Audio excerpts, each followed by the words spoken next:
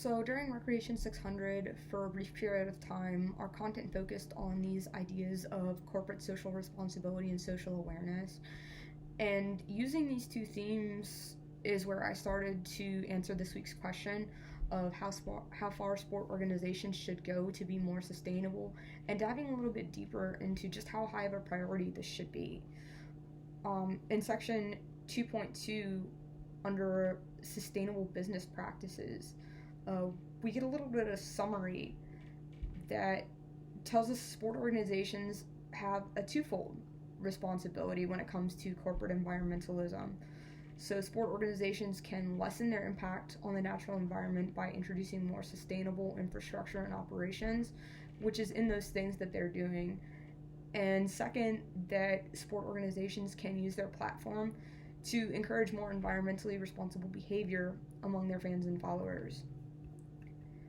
To answer the first part of the question, I would obviously say they shouldn't go so far as to breaking laws, but everyone should at least try to do what they can, even if it's something as small as adding recycling bins to a venue, which is often one of those first steps because it is one of those attainable steps right out of the gate to reduce that environmental impact.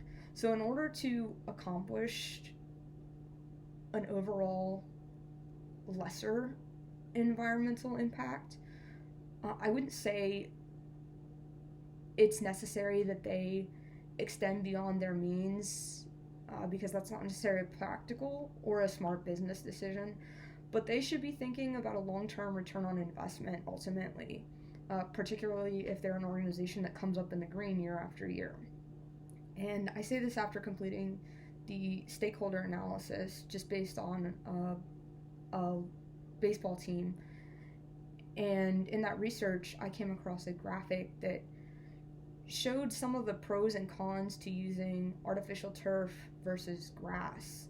And on the one side, turf definitely had more pros than cons, and on the opposite side, there were definitely less pros and more cons when it came to a surface as simple as grass.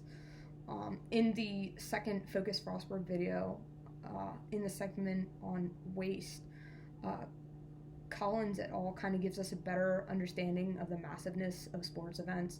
We all know these to be large gatherings of people, and it's reported that by attending these events, people generate about 7 times the footprint compared to just an ordinary day for them. So in answering the second question, where something like this should fall on the priority spectrum, I would say this is definitely an issue of significance. Without the environment, natural or artificial, there would be nowhere to participate in sport, first of all. Cone Communication provides us the statistic that 76% of consumers would refuse to purchase a company's product or service based upon learning that it supported an issue contrary to their beliefs. So we as people look for others that kind of believe the same thing that we do. And the alternative thinking to that is that I support this athletic team and this is important to them, therefore by association is also important to me. And then Hoffman tells us that environmental sustainability, it really is a big consideration within business strategy. Over 90% of CEOs tell us how big sustainability is to their company's success.